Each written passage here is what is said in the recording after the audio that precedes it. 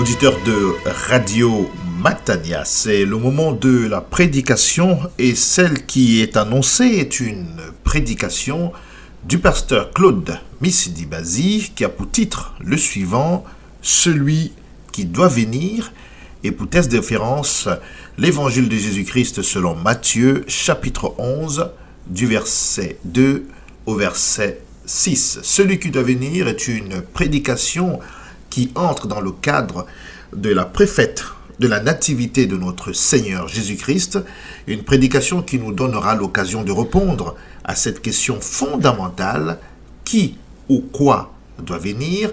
Vous aurez la réponse en écoutant cette prédication que je vous recommande vivement. Elle est déjà disponible dans sa version écrite sur notre site www.eglisematania.com.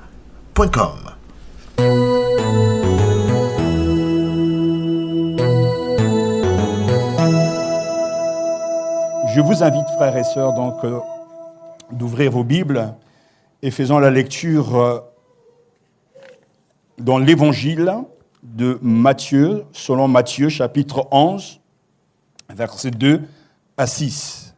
Matthieu, chapitre 11, versets 2 à 6. Accueillons la parole de Dieu. Or, Jean, dans sa prison, avait entendu parler des œuvres du Christ.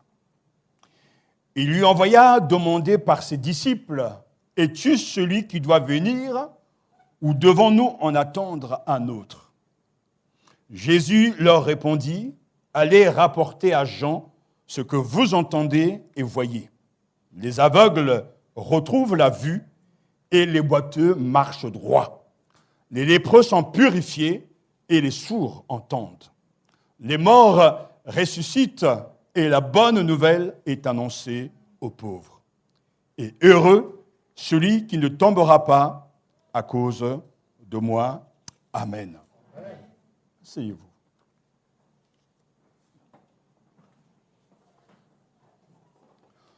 Aujourd'hui commence le temps de l'Avent. Amen, alléluia. Et une question habite donc la liturgie de ce premier dimanche de l'Avent. Sommes-nous joyeux dans l'attente de vivre intensément la fête de la nativité du Seigneur Jésus? Sommes-nous joyeux ce matin dans l'attente de vivre intensément la fête de la nativité du Seigneur Jésus? 4 dimanches s'offrent à nous pour nous préparer à vivre intensément la fête de la nativité du Seigneur Jésus. En temps de crise, il faut savoir célébrer la naissance de Jésus.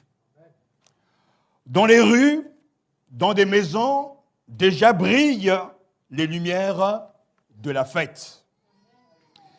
Avant, A-V-E-N-T, signifie avènement, et l'avènement, c'est attendre l'arrivée de quelque chose, ou ici, de quelqu'un. Qui ou quoi attendons-nous? Comme nous attendons avec passion la venue d'un proche, d'un ami, d'une amie, avons-nous le désir ce matin de la venue du Seigneur? Sommes-nous tendus vers l'événement, cette célébration, ce jour anniversaire de notre Seigneur Jésus? Bien de générations ont vécu cette attente avant nous. Et tout d'abord, le peuple élu. Le peuple juif, les prophètes avaient annoncé cette venue, mais hélas, lorsque Jésus est venu, il n'a pas été reconnu par son peuple. Nous dit Jean chapitre 1, il est allé vers les siens et les siens ne l'ont pas reconnu. Ce matin, nous l'avons reconnu. Jésus est déjà venu et il reviendra. Et bientôt, nous allons célébrer sa naissance, car le Christ qui jadis était mort et vivant au siècle des siècles. Quand je parle d'attente, c'est toujours le contenu qui excite. Si on vous a annoncé une bonne nouvelle au mois de décembre, vous serez impatient, vous serez excité dans l'attente d'avoir cette bonne nouvelle. Si votre patron vous a promis une prime de fin d'année, vous serez excité et vous serez dans l'attente de recevoir cette prime. En fait, la joie, l'exubérance est liée au contenu de la nouvelle. Et la joie du chrétien, elle est conditionnée, elle est alimentée du fait que bientôt, nous allons célébrer la naissance de Jésus. Le chrétien est donc dans cette euphorie. Il est excité et il est heureux dans l'attente de cette journée. Et ce matin, ce passage donc nous propose une question, une réponse et un avertissement.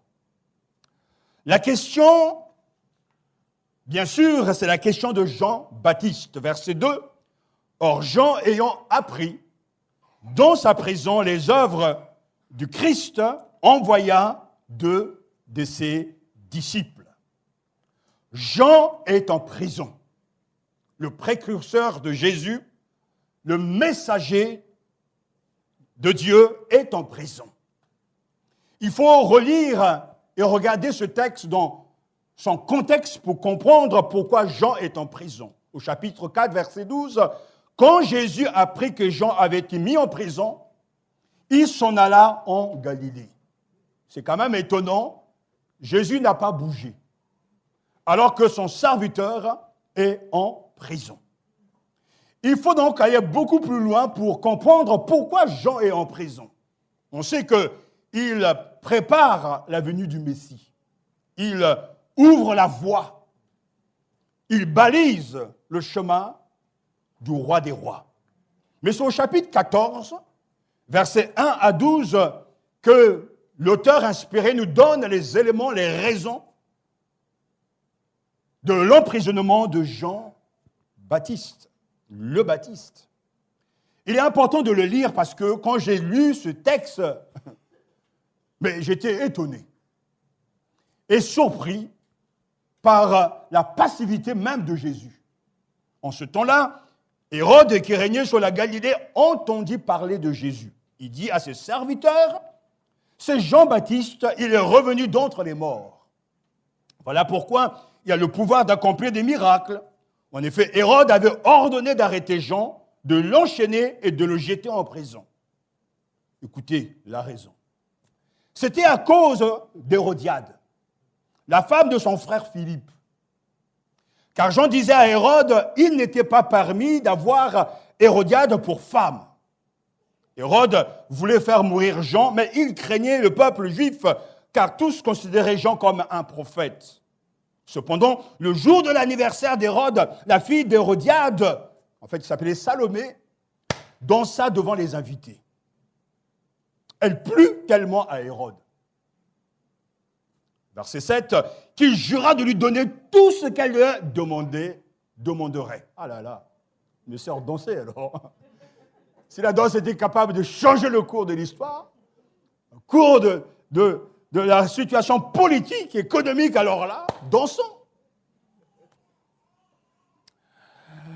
Le jour de l'anniversaire d'Hérode, la fille d'Hérodiade, Salomé, donc dansa devant les invités. Salomé, c'est moi qui, bien sûr, apporte cette précision. Elle plut tellement à Hérode qu'il jura de lui donner tout ce qu'elle demanderait sur le conseil de sa mère. Elle lui dit, donne-moi ici la tête de Jean-Baptiste sur un plat.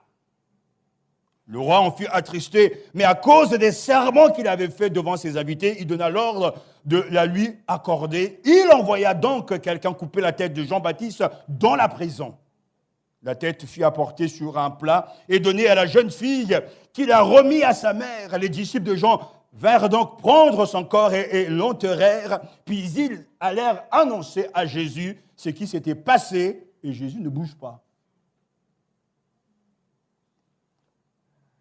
La mort d'un grand prophète, la mort de Jean-Baptiste est liée à une bêtise humaine, un désir, une bizarrerie, et Dieu laisse faire. Si c'était dans le contexte actuel, dans certains pays, on dira que ce pasteur-là n'est pas un vrai pasteur. On l'a eu. Parce qu'on lui a jeté de sort. Mais la Bible est d'une honnêteté. Il est question ici de Jean-Baptiste, le précurseur de Jésus. Et pourtant, sa mort est liée à une bêtise, le mot est faible, à un désir d'une femme de se venger. Elle ne supportait pas les remarques de Jean-Baptiste lorsqu'il s'adressait à Hérode. Oui, mais tu n'as pas le droit de prendre la femme de ton frère. Et comme sa conscience l'a perturbée, pour faire taire sa conscience, elle est obligée, elle a eu l'occasion, profité de l'occasion pour demander la tête de Jean-Baptiste. Ce texte est fort. Parce que, mais, c'est tellement fort que je ne comprends pas, mais on pouvait lui donner la moitié du royaume. Attention aux femmes avec des cœurs remplis de haine, mais aussi aux hommes. Quand quelqu'un ne t'aime pas, et comme l'on dit souvent, quand quelqu'un fait le mort, fait aussi semblant de l'enterrer.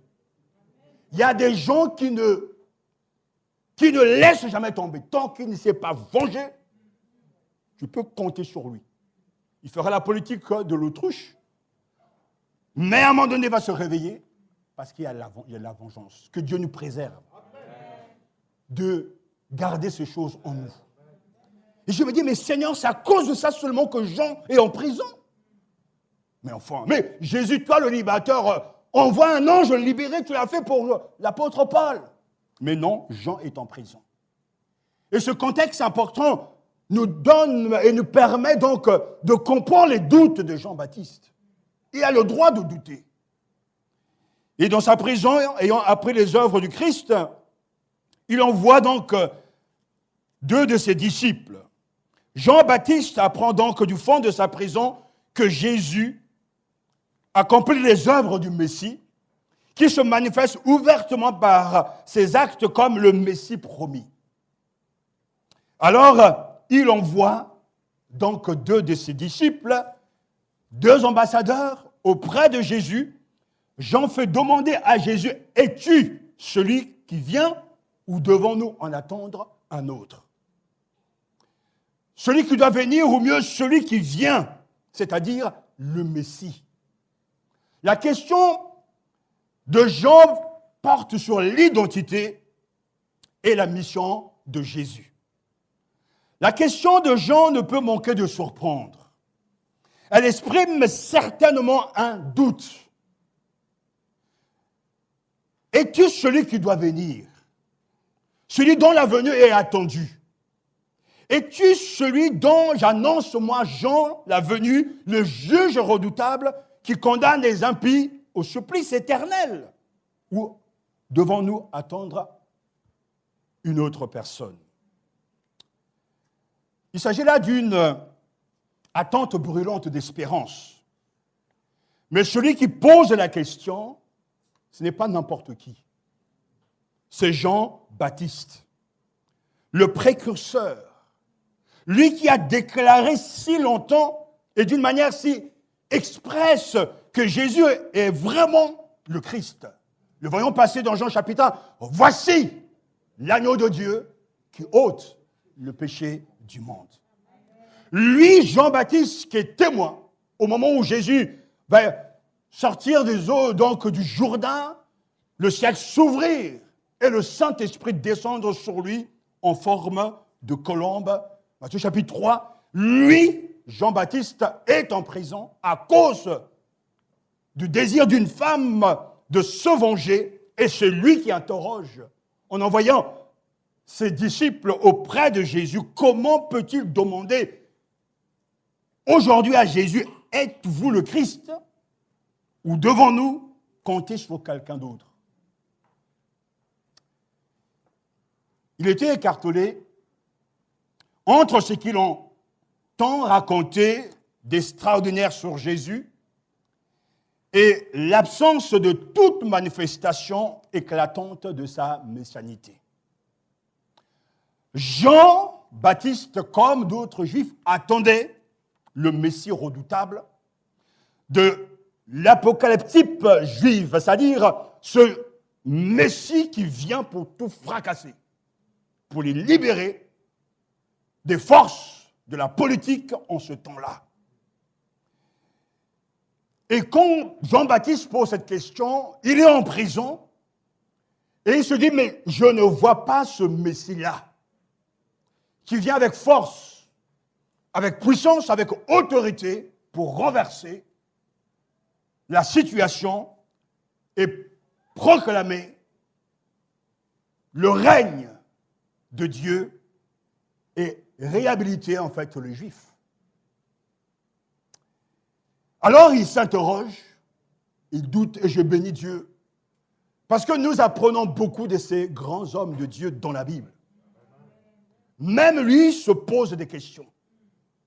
Il regarde sa situation dans cette prison et il se dit, mais ce Jésus-là ne fait rien pour moi. Mais en fait, il n'est pas encore entré dans le projet de la compréhension du royaume des cieux. Alors, en posant la question, il dit, mais es-tu celui qui doit venir?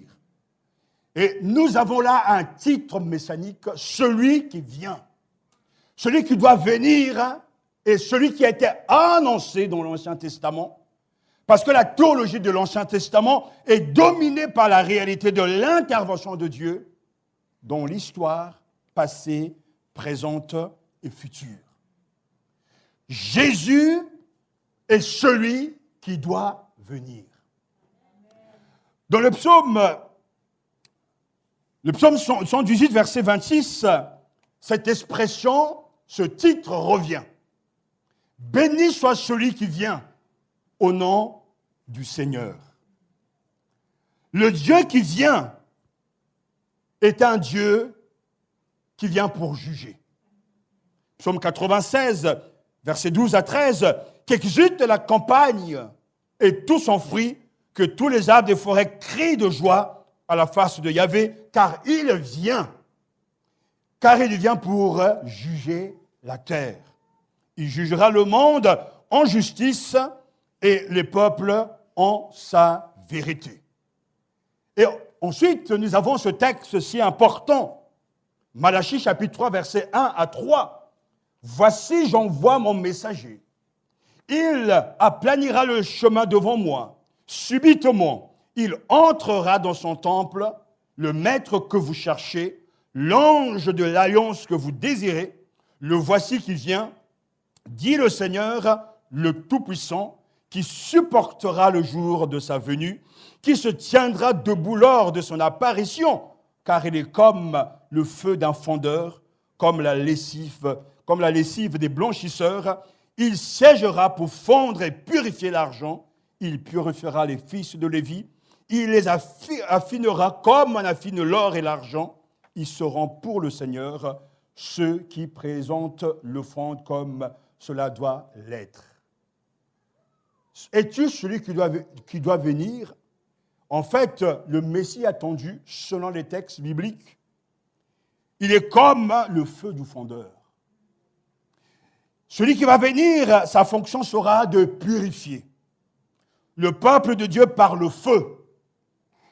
Et cette idée du Messie correspond à celle que se faisait Jean-Baptiste. Mais il voit venir Jésus et il n'y a rien, il n'y a pas les marques de cette messianité.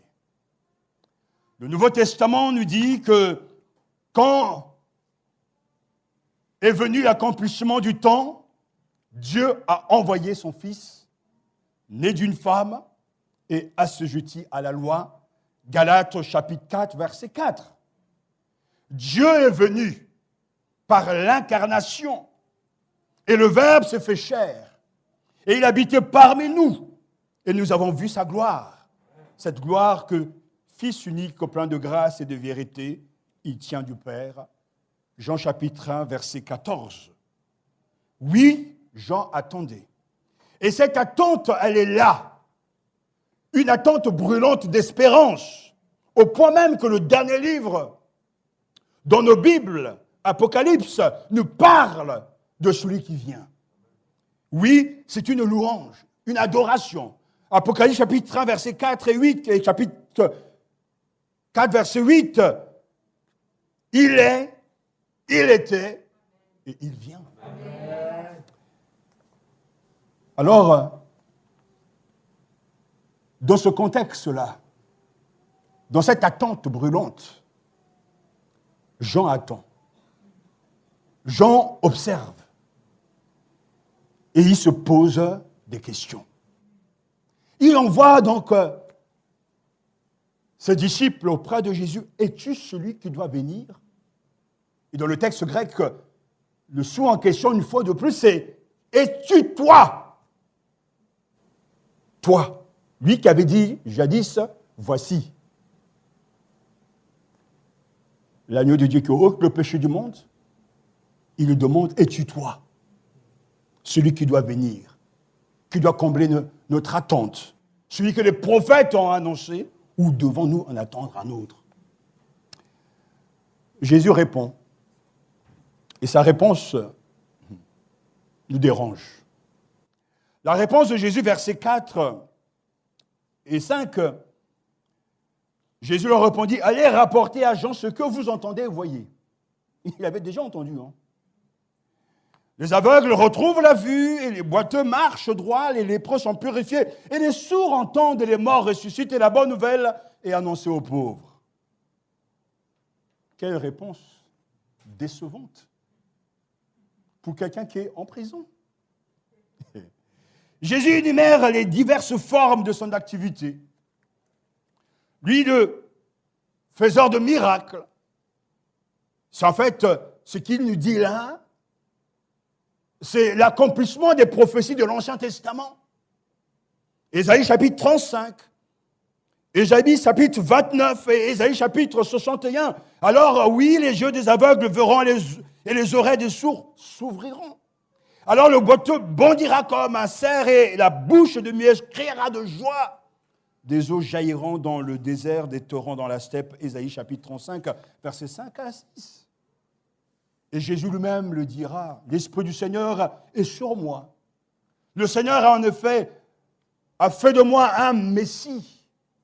Il m'a envoyé porter joyeux message aux humiliés, poncer ceux qui ont le cœur brisé, proclamer aux captifs l'évasion, aux prisonniers l'éblouissement, proclamer l'année de la faveur du Seigneur, le jour de la vengeance de notre Dieu, reconforter tous les endeuillés. Ésaïe chapitre 61. Versets 1 à 2. Le sens de la réponse de Jésus est clair. En soulignant comment les miracles accomplis et son enseignement des pauvres correspondent aux prophéties d'Ésaïe, il affirme par le fait même qu'il est bien celui que Dieu avait annoncé, qu'il ne faut pas en attendre un autre. C'est bien lui. Jésus leur répondit, allez raconter à Jean ce que vous entendez et ce que vous voyez. En fait, Jésus relève les faits. Et les délégués, donc, ont été témoins. Dans le texte parallèle, Luc chapitre 7, verset 21, nous dit qu'en cette même heure, ils ont guéri beaucoup d'eux de leur maladie, de leur infirmité et des esprits malins, et il donna la vue à beaucoup d'aveugles. En fait, les disciples sont arrivés au bon moment où Jésus parle et Jésus agit en même temps. Alors, il dit donc, allez dire à Jean, mais aussi à eux-mêmes, allez raconter à Jean ce que vous avez entendu et ce que vous avez vu. Les aveugles voient, Les boiteux marchent, les lépreux sont guéris, les sourds entendent, les morts ressuscitent, les pauvres sont évangélisés. Mais c'est bien là les faits, les marques d'un vrai Messie. Jésus est celui qui vient inaugurer l'ère messianique. En fait, les aveugles voient. Quand les faits parlent d'eux-mêmes, on n'a pas besoin de beaucoup de paroles, dit le proverbe. C'est que Ésaïe a prophétisé, dira Jésus, de l'époque messianique, vous voyez que je l'accomplis. Littéralement, c'est donc que je suis moi-même le Messie promis. Les pauvres sont évangélisés. Et même tous bénéficient de son ministère. On voit bien que Jean-Baptiste prêche le règne des cieux, préparer le chemin du Seigneur. Mais Jean-Baptiste n'accomplit aucun miracle. Avec lui, les temps décisifs ne sont pas encore complètement ouverts.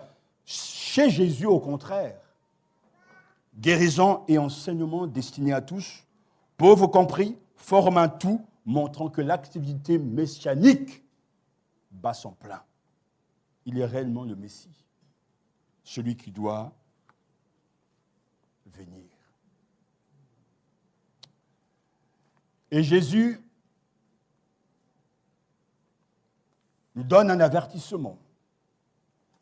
Verset 6. Heureux celui qui ne tombera pas à cause de moi.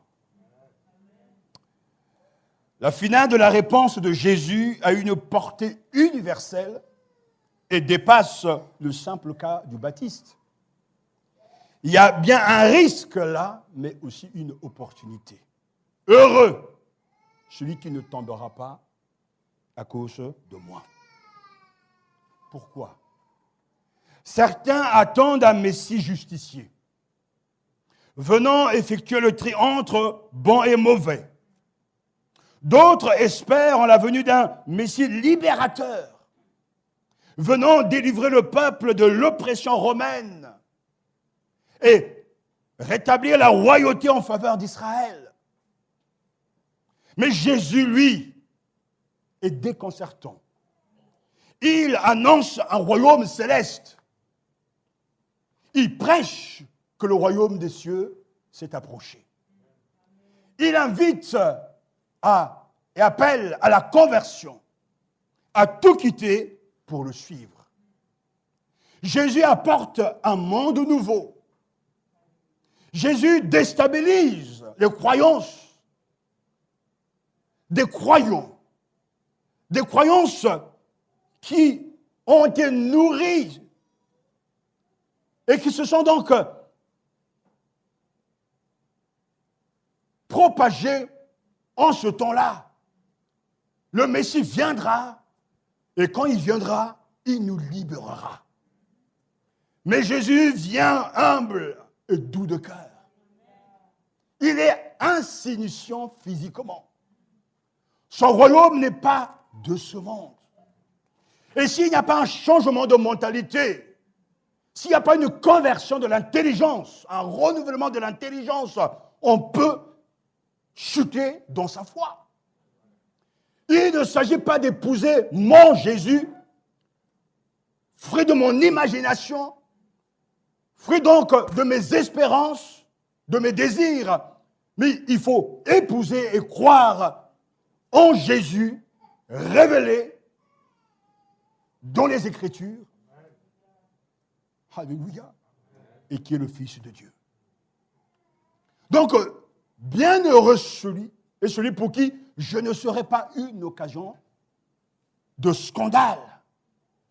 Lorsque le Jésus que nous prions, le Jésus que nous servons, n'est pas le Jésus des Écritures, nous sommes en danger. En danger de tomber, en danger de devenir les ennemis de Dieu. Parce qu'on va chercher les promesses de Dieu, on va croire, on va attendre, mais rien ne se passe.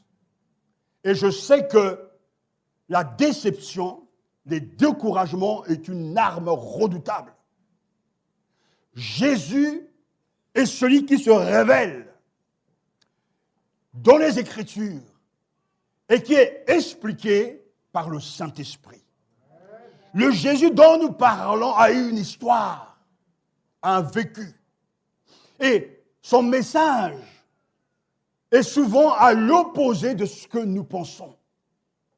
Mais il faut nous convertir et changer notre manière de le connaître et de le suivre.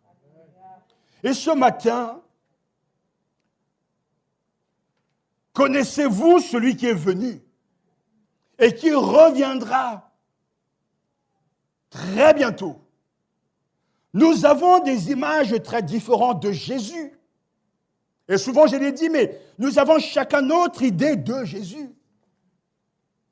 C'est pour ça qu'aujourd'hui, je conseille les pasteurs, quand j'ai l'occasion, le privilège de le faire, dire, mais avant de commencer un ministère, que ce soit les jeunes, que ce soit un leader de louange, que ce soit même un ancien, que ce soit le ministère, le service dans l'Église, tu dois commencer par fréquenter Jésus. Amen.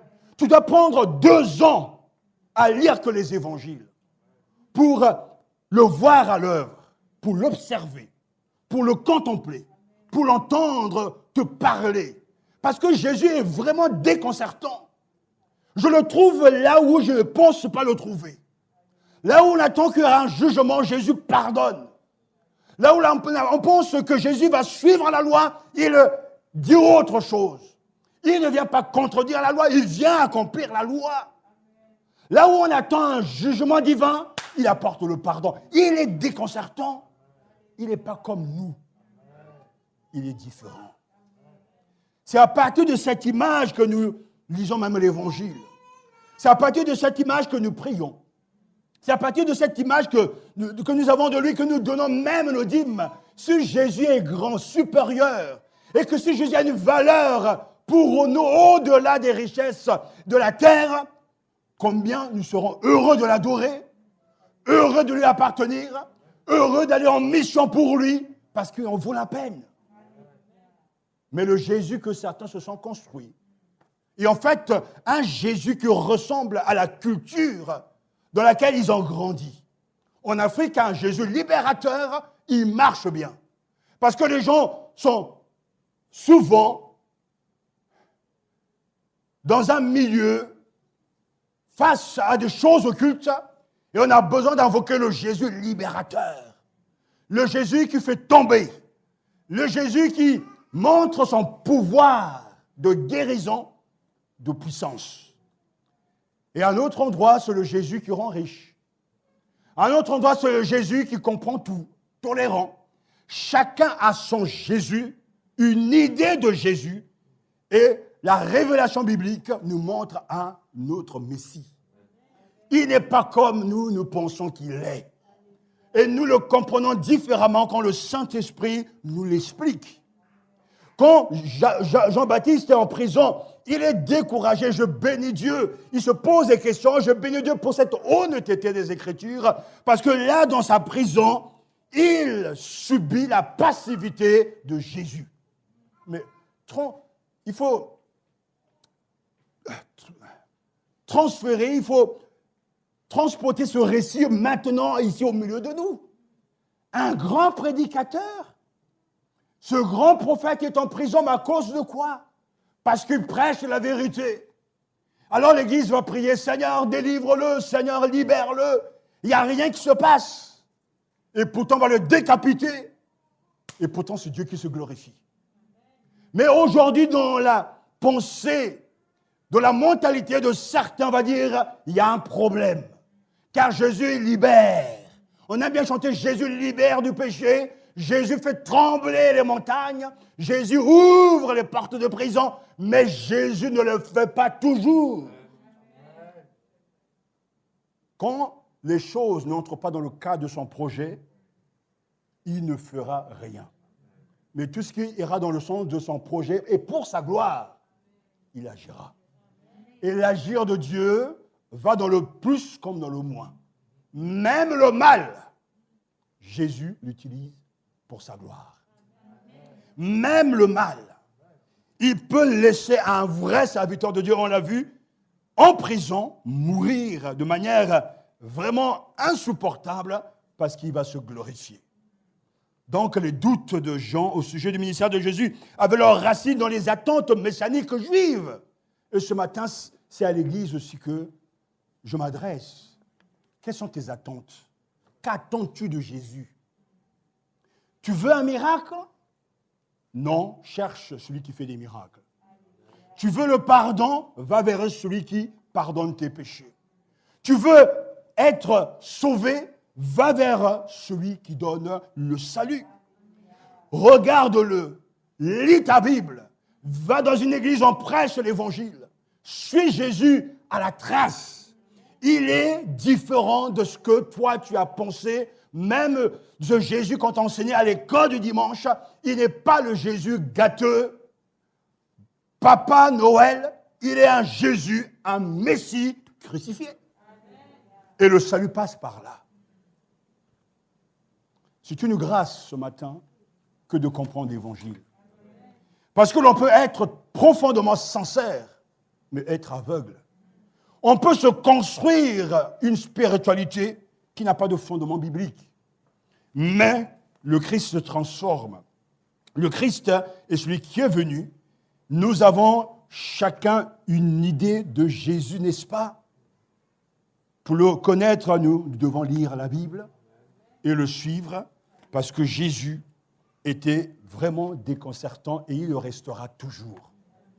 Lorsqu'on l'écoute, on l'observe, même ce qui est remarquable, c'est qu'il n'y a point en lui de violence. Alors qu'il est venu pour mourir, il ne veut pas un royaume. Et il n'impose pas la force, ni les armes. Il a une force, une arme redoutable qu'on appelle l'amour. À son procès même, on le taxera d'agitateur. Pourtant, Jésus ne se laisse pas enfermer dans son rôle. Même aux disciples qui brandissent une épée pour le défendre, il leur donne « remets ton épée au fourreau ». Et à ceux qui veulent faire la grève de l'impôt, il dit cette phrase fameuse « rendez à César ce qui est à César et à Dieu ce qui est à Dieu ». Vous voyez, Jésus n'est pas là pour tout casser, mais il est là pour un autre royaume. Membre du peuple juif, Jésus vit la foi juive, il lit les Écritures, il prie, il va au temple, il partage l'espérance de son peuple. Les Juifs attendent un Messie, et un jour même, Jésus est appelé fils de David. Pourtant, il déçoit cette attente.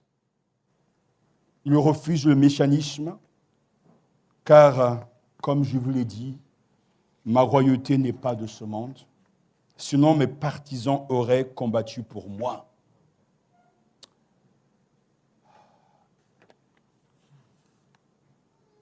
Lui, l'homme de Nazareth,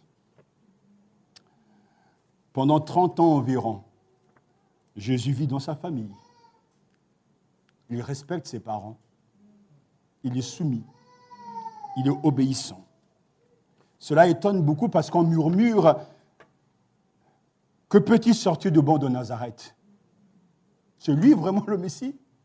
C'est bien lui. On connaît ses frères et ses sœurs. Sa mère ne s'appelle-t-elle pas Marie et son frère Jacques, Joseph, Simon et Jude et ses sœurs ne sont-elles pas toutes chez nous? Ce n'est pas lui le Messie. On connaît. Mais ce même Jésus dira, qui sont ma mère et qui sont mes frères? Ce sont ceux qui écoutent la parole de Dieu et qui la gardent.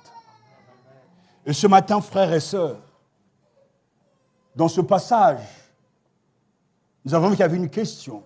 Es-tu celui qui doit venir ou devons-nous en attendre un autre? Jésus donne la réponse. Allez dire à Jean-Baptiste ce que vous entendez et ce que vous voyez. Ce qui est fin ici, ce que Jean avait appris. Et il avait vu. Mais Jésus lui dit, il faut entendre. Et cette parole doit suffire pour te ragaillarder, pour te rassurer, pour te booster.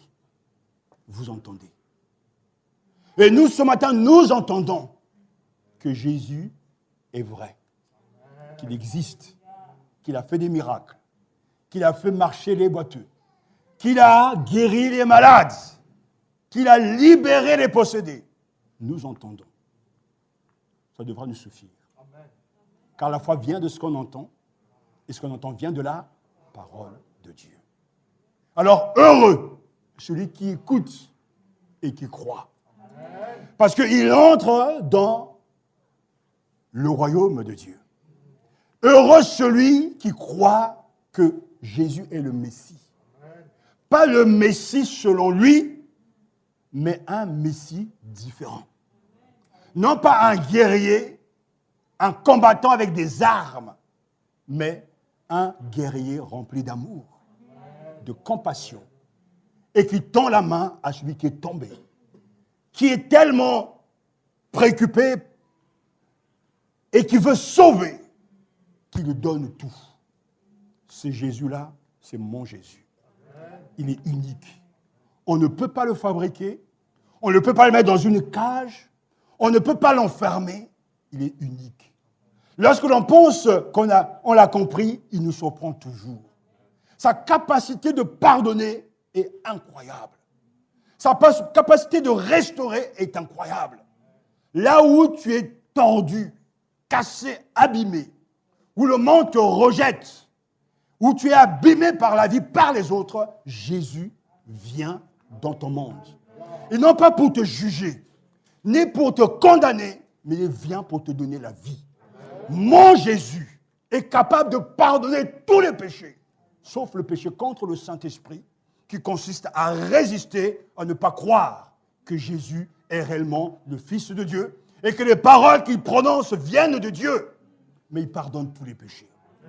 Dans l'Église, on a dressé des totems, des hiérarchies. Tel péché plus grave, l'adultère, etc. Même le mensonge, nos coups tordus. Jésus entre dans ce domaine. Si tu confesses tes péchés, il te pardonnera. Si tu es rejeté par ta famille parce que tu as choisi de le suivre, il viendra te rencontrer et il marchera avec toi. Il est fidèle. C'est un ami sûr, un ami fiable.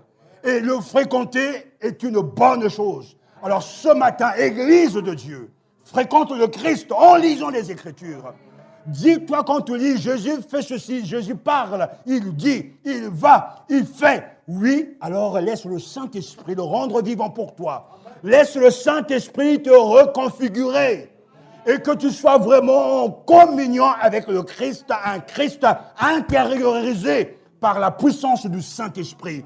Je vous assure qu'il est réel et qu'il renouvelle l'intelligence.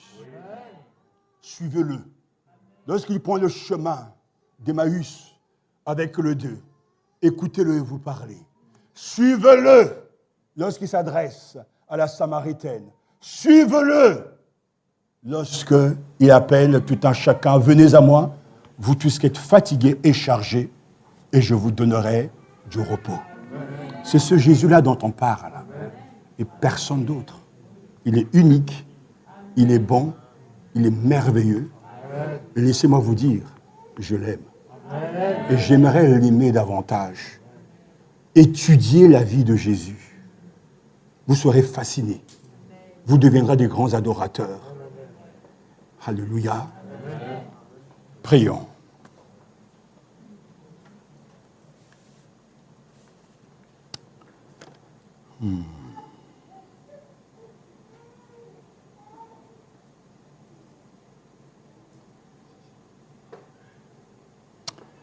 Alléluia.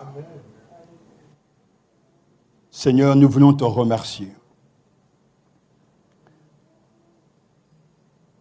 Toi qui es venu, toi qui t'es fait homme, pour chercher et sauver ceux qui étaient perdus. nous te contemplons ce matin, qu'il est vrai que tu es couronné de gloire et d'honneur. Mais cette position que tu as à l'heure actuelle est liée à ton œuvre sur la terre. Tu es venu donner à tous ceux qui étaient aveugles spirituellement la capacité de se tourner vers toi afin d'être guéris. Tu es venu dans ce monde chercher des pécheurs comme nous. Tu es venu chercher ceux qui pensaient être justes à tes yeux. Tu es venu chercher ce que le monde avait rejeté. Toi qui as mangé avec les parias, les sans domicile fixe. Toi qui as eu comme amis les pécheurs, les collecteurs d'impôts, tout ce que le monde rejetait, car tu étais différent. Toi qui es venu apporter à ceux qui étaient pauvres la richesse spirituelle. Toi qui es venu consoler ceux qui étaient abattus. Toi qui es venu donner de l'espérance à ceux qui étaient dans le désespoir. Ce matin, c'est toi que nous célébrons. Alléluia. Seigneur, c'est toi que nous voyons à l'œuvre. Tu es le même hier, aujourd'hui et éternellement. Ce que jadis tu as fait dans la vie de ces pécheurs, de ces menteurs, de ces farfelus, Jésus, tu le fais aujourd'hui encore. Car tu es le Seigneur de tous les hommes. Nous te remercions parce que tu es vivant dans notre cœur. Et que le Saint-Esprit fait cette œuvre remarquable de illuminer nos cœurs et de te voir comme il se doit. Non pas le Jésus de notre imagination, non pas le Jésus de nos préférences, mais le Jésus des Écritures. Toi qui as aimé t'appeler le Fils de l'homme, toi qui as dit que tu n'avais ni maison ni un lieu pour reposer ta tête, tu étais pauvre des pauvres, afin de nous enrichir. Seigneur, tu es déconcertant. Tu m'as déconcerté et tu m'as séduit. Et tu mets dans le cœur de tes enfants la passion de te chercher. Et donne-leur l'amour des Écritures. Apprends-nous à te fréquenter et à privilégier ce temps comme un temps important. Car nous avons des fréquentations qui sont parfois bizarres. Nous fréquentons des gens bizarres et mauvais de foi. Seigneur, te fréquenter toi, c'est la meilleure des choses. Vivre dans ta présence, t'écouter, te prier, te louer, te donner tout. Quelle joie et quel privilège. Seigneur, ce matin, il y a sans doute de la tristesse dans le cœur des uns et des autres, liée au péché, liée à des situations chaotiques. Mais tu n'es pas là pour combler nos désirs. Tu es là pour sauver nos âmes. Alors adresse-toi à chacun avec une parole et donne aux uns et aux autres une parole de salut. Apporte la lumière là où il y a les ténèbres. Donne de l'espérance là où il y a le désespoir. Accorde ton pardon là où le péché abonde. Que ta grâce surabonde. Seigneur Jésus, tu allais de lieu en lieu faisant du bien et guérissant tous ceux qui étaient sous l'emprise du mal.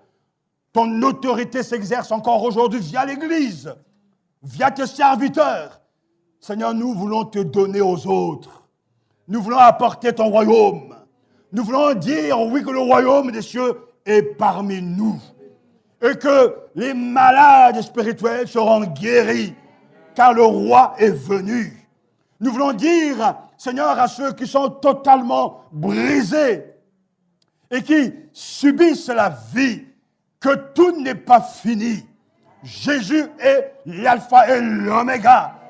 Il est la lumière, l'étoile brillante du matin. Il y a une espérance. Le renouveau est possible. À ceux qui sont, Seigneur, totalement désemparés, tu as dit, je suis la résurrection et la vie. À ceux qui ont faim d'une vie nouvelle, tu es le pain de vie qui nourrit et qui rassasie. Seigneur, tu es suffisant en tout et pour tout. Je te loue ce matin parce que oui, tu réponds à nos interrogations. Tu es réellement le Messie attendu qui est venu et qui reviendra pour nous chercher afin d'être dans la gloire. Seigneur, ces temps sont difficiles et nous passons quelquefois par des moments de découragement, de déception, où on veut tout laisser tomber. Mais toi, qui as vécu sur cette terre et qui as connu la trahison, le mépris, l'oppression, sur toi on a craché, sur toi on a fait ce qui était pas, Seigneur, possible d'être fait, on a percé ton côté. Jésus, sur la croix, tu as prononcé ces paroles. Pardonne-leur, car ils ne savent pas ce qu'ils font. Alors quand nous passons nous aussi par la vallée du désespoir, Jésus, toi qui marches avec nous, toi tu nous prépares une table de réconfort, de restauration, une table pour aller plus loin. Seigneur, garde-nous dans ton amour, garde-nous en toi, et que l'ennemi ne nous arrache pas et ne nous pousse pas, Seigneur, vers ce que toi, tu ne veux pas. Nous ne voulons pas d'un Jésus comme nous le voulons. Nous voulons le vrai Jésus, le Jésus des évangiles. Seigneur, donne à ton Église, ici et ailleurs, l'amour, la passion de ta parole. Je te prie car je sais que, par expérience, c'est seulement ça qui nous maintiendra dans une communion intime avec toi. Même quand le mal domine, ta parole nous ramène à toi. Ô Père, glorifie ton nom et bénis ton assemblée. Nous te remercions en attendant de célébrer avec joie ta naissance. Seigneur, que la joie soit notre partage. Béni soit celui qui vient au nom du Seigneur. Hosanna! Béni soit celui qui vient au nom du Seigneur. Et l'Église dit Amen.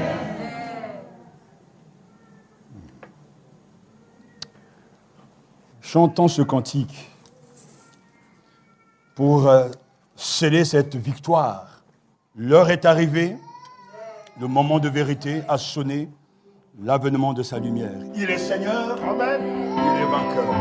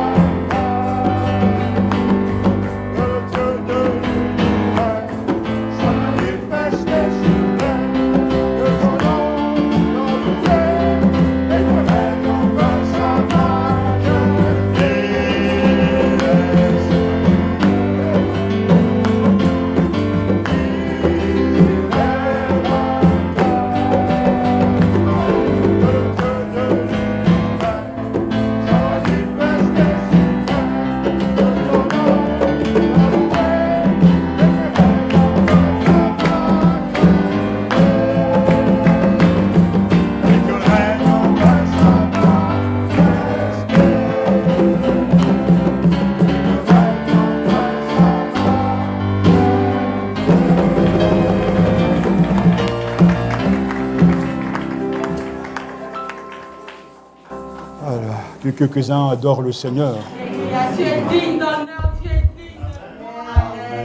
Béni soit celui-ci vient au nom du Seigneur. Depuis le début, il ne s'agit que de toi. Depuis le début, il ne s'agit que de toi. Tu es avant toute chose. C'est de toi qu'on parlait toutes les prophéties. Et tu es venu les accomplir parfaitement. Il ne s'agissait que de toi, Jésus. Tu es venu accomplir tout ce que les prophètes ont dit de toi. Tu es venu, Seigneur, et nous célébrons cet avènement. Nous sommes dans la joie. Réellement, tu es différent de Jésus. Quand c'était, Seigneur, quand c'était fait dans notre imagination, tu es différent Alléluia. de celui qu'on avait conçu dans notre imagination. Tu es venu plein de grâce. Amen, Tu es venu amen. plein d'humilité. c'est Tu es vrai. venu plein de tendresse. Réellement, tu bouscules les codes. Réellement, tu es différent. Tu es unique. Toi qui es venu accomplir toutes les prophéties. Alléluia. Tu es le tout accompli. Béni sois-tu. Nous te célébrons. Nous sautons de joie. Nous dansons pour toi. Car tu es réellement celui qui devait venir. Et tu es venu réellement. Tu es vivant. À toi soit toute la gloire. Nos Hosanna. Amen. Nos Alléluia. Sont pour celui qui vient au nom du Seigneur. Le Seigneur Jésus. À toi soit toute la gloire. Maintenant et à jamais. Amen. Il a avancé, Seigneur. Les notes qu'il a mis en pratique, Seigneur, ta parole, ça lui a suffi, Seigneur. Tu l'as enlevé, Seigneur. Et aujourd'hui, nous entendons ta parole, Seigneur. Cela nous suffit pour nous ragaillardir, Seigneur. Et pour ouvrir nos bouches, Seigneur, pour te louer, Seigneur. Parce que nous sommes à la suite de tout cela, c'est vrai. De tout ce qui a été annoncé, Seigneur. Nous sommes aussi à la suite de tes disciples, des apôtres, Seigneur. De ceux qui nous ont précédés dans la foi, Père éternel. Et nous avons entendu encore ta parole, cela nous suffit, Seigneur. Et nous partons avec plein de force, Père éternel. Nous partons rassurés, Seigneur, sachant que nous avons la vérité, Seigneur. Et cette vérité, c'est toi, Seigneur. Alors oui, nos bouches nous s'élèvent pour te louer, Père éternel, pour cette grâce que tu nous donnes de pouvoir t'entendre, Seigneur. Oui, tu es bon et tu es fidèle, Seigneur. À toi soit la gloire. Oui, c'est bien toi qui devais venir. C'est bien toi que l'humanité attendait, Seigneur. Non pas avec un royaume qui vient détruire avec puissance et fracas un autre royaume, mais avec ton royaume, le royaume des cieux, rempli d'amour, de pardon, de justification par ta personne même. Quel merveilleux Sauveur tu fais, quel merveilleux Seigneur tu es. Il n'y a pas d'autre Dieu, c'est vrai. Je le confirme, tu es mon Dieu et je t'appartiens. Alléluia. En toi habite toute la plénitude de la divinité. Seigneur, à travers toi, l'Éternel s'est manifesté. Celui qui t'a vu a vu Dieu. Celui qui t'a entendu a entendu Dieu. Tu as manifesté, Seigneur, sur terre les œuvres du royaume des cieux. Tu as, à travers toi, avec violence, fait irruption du royaume des cieux dans ce monde. Et par cela, tu nous as remplis d'espérance. Par cela, tu nous as remplis, Seigneur, de joie et de paix. Par cela, Seigneur, tu as prouvé de la véracité de toutes les promesses faites dans l'Ancien Testament. Aujourd'hui, nous pouvons chanter. Aujourd'hui, nous pouvons célébrer l'Éternel librement. Même en prison, nous sommes libres. Même enchaînés, nous sommes libres. Même torturés par les soucis de ce monde, nous sommes dans la joie. Parce que nous savons que plus rien ne peut arrêter l'accomplissement du plan merveilleux de l'Éternel pour chacun d'entre nous. Alors à toi soit la gloire, à toi soit la louange, notre merveilleux Sauveur, Jésus-Christ. Amen. À toi la louange, Seigneur. C'est vrai que tu es rempli d'amour. et que tu es vraiment déconcertant, Seigneur. Lorsqu'on voit ta parole, tu es différent de nous. Là où l'autre juge, où les êtres humains condamnent, tu es capable de dire à cette femme pécheresse, va et ne pêche plus, que celui qui n'a jamais péché lui jette la première pierre. Jésus-Christ, ce matin, nous nous prosternons devant ton amour pour te dire gloire. Alléluia. Merci pour cet amour que tu as pour nous qui sommes si mauvais. Merci pour la délivrance. Merci pour ton cœur compatissant, doux, gentil, intègre, qui ne te publiciterait ce matin, qui ne te publiciterait ce matin. À toi la gloire, à toi la louange. Tu es délicieux, tu es quelqu'un qu'il faut fréquenter. À toi la louange. Alléluia. Es-tu celui qui doit venir ou devons-nous en attendre un autre? Les aveugles voient, les paralysés marchent normalement, les boiteux marchent, les sourds entendent, les morts sont ressuscités et la parole est proclamée aux pauvres. Jésus-Christ, tu es le même hier, aujourd'hui, éternellement. Tu étais le Messie attendu, tu es venu. C'est toi le Messie attendu. C'est toi le Sauveur du monde. Amen. C'est toi le Dieu 100%. C'est toi l'humain 100% Seigneur. C'est toi le Fils de l'homme. Oui, tu es venu dans le monde pour sauver cette humanité. Tu es venu dans le monde pour sauver les pécheurs. À Dieu soit toute la gloire. Amen. Alléluia.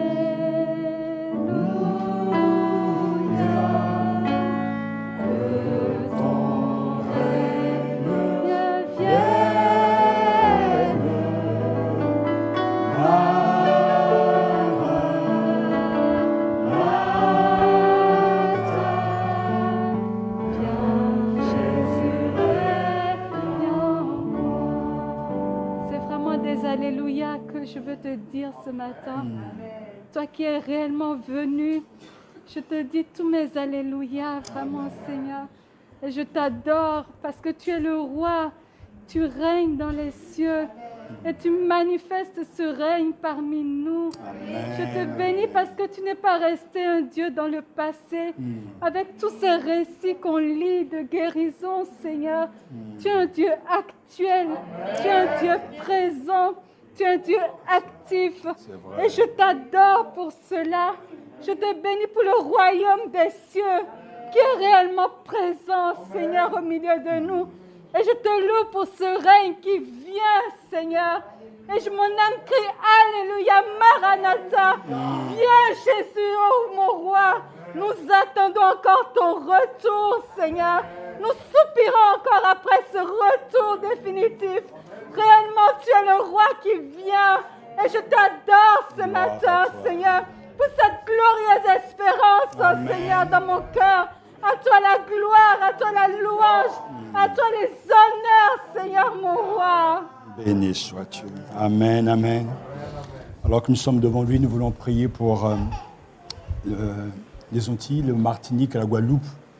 Nos frères et sœurs là-bas passent par des moments difficiles. Tout le monde suit l'actualité, c'est vraiment compliqué.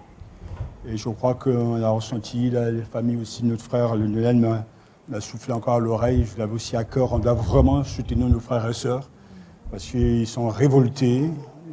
On dit, mais il y a de quoi en tout cas, mais que Dieu vraiment lui-même passe par là, et que la solution soit trouvée, même si ce n'est que pour un court temps, un court moment, mais que le Seigneur se glorifie même dans cette situation, que le peuple de Dieu là-bas restent fermes dans la foi, ne soient pas découragés, et que vraiment le Seigneur leur fasse grâce.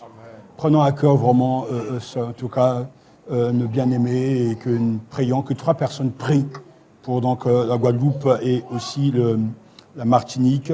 Notre frère lui-même disait que la station, je ne sais pas si vous avez vu les images, que en tout cas les parents ne sont pas loin de la station où ils sont tous barricadés, tout. Enfin, c'est des images apocalyptiques presque, on voit quoi. Ils tirent avec des balles réelles. Enfin, mais en tout cas, Dieu est souverain. Que 3 personnes prient pour ça.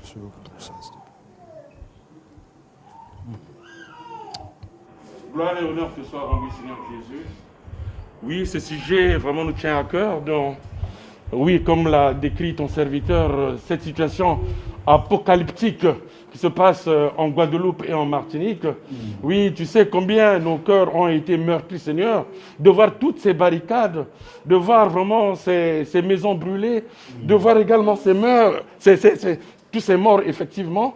Seigneur, nous voulons que ta lumière puisse briller, que ta paix puisse régner en Martinique et en Guadeloupe, Seigneur. Que toi qui es le Dieu de la solution, que tu puisses apporter vraiment une solution à ce peuple, Seigneur. Oui, ce peuple en souffrance, Seigneur. Mais toi qui es la lumière du monde, c'est toi qui peux apporter la paix. C'est cette paix que nous te demandons. Amen. Afin que les Martiniquais, afin que les Guadeloupéens puissent retrouver la sérénité, la paix, la quiétude, non pas la paix du monde, mais la paix de Jésus-Christ. À Dieu soit toute la gloire. Alléluia. C'est vrai, Seigneur, nous avons appris ce matin que tu es déconcertant. Là où on s'attend à ce que tu juges, tu pardonnes. Amen. Seigneur, nous vivons cette situation en Martinique et en Guadeloupe. Toi qui sais tout, toi qui es plein d'amour, de compassion pour tout le monde, y compris pour les Martiniquais et les Guadeloupéens, nous t'invitons à intervenir. Alléluia. Seigneur, nous te prions d'apporter la paix du cœur, comme vient de le dire mon frère. Nous prions pour les autorités de la France, ici en métropole comme en Martinique, afin que tu leur accordes la sagesse et l'intelligence de gérer selon ta volonté et ton dessein ce qui se passe sur ces territoires d'outre-mer. Seigneur, protège tes enfants, protège leur foi, que leur foi soit ragaillardie malgré cette situation. Alléluia. Seigneur, que ton évangile ne cesse pas d'avancer malgré cette situation, mais bien au contraire, que cette situation soit un terreau fertile pour l'évangile qui délivre. Et c'est là au nom de Jésus-Christ. Amen. Seigneur, nous demandons ta grâce. Tous ensemble, cet après-midi, Seigneur, tous ensemble, nous t'invoquons, Jésus. Lorsqu'on invoque ton nom, réellement quelque chose se passe. Comme l'a dit mon frère, donne la sagesse aux autorités. Donne-leur la sagesse pour régler ces problèmes en Martinique, en Guadeloupe. Seigneur, tu vois la violence. Seigneur, que tu touches, Seigneur, les cœurs là-bas. C'est toi qui donnes la paix. Que ta lumière brille, Seigneur, aux Antilles. Rencontre les cœurs. Car lorsque toi, tu rencontres, quelque chose se passe réellement. Seigneur, nous prions pour les chrétiens là-bas. Donne-leur, Seigneur, de tenir ferme dans leur foi. Seigneur, que cette occasion ne soit pas une occasion que l'ennemi va utiliser pour les affaiblir ou les atteindre. Mais Seigneur, tu leur donnes cette foi qui vient de toi, qui puisse continuer à s'accrocher à toi. Seigneur, tu vois aussi les parents de notre frère Lionel, sa famille, que tu les gardes, que tu les protèges et que tu les rencontres aussi là-bas, Seigneur. Nous invoquons ton nom. Seigneur, sauve les Martiniquais, sauve les Guadeloupéens. Seigneur, fais grâce au nom de Jésus-Christ.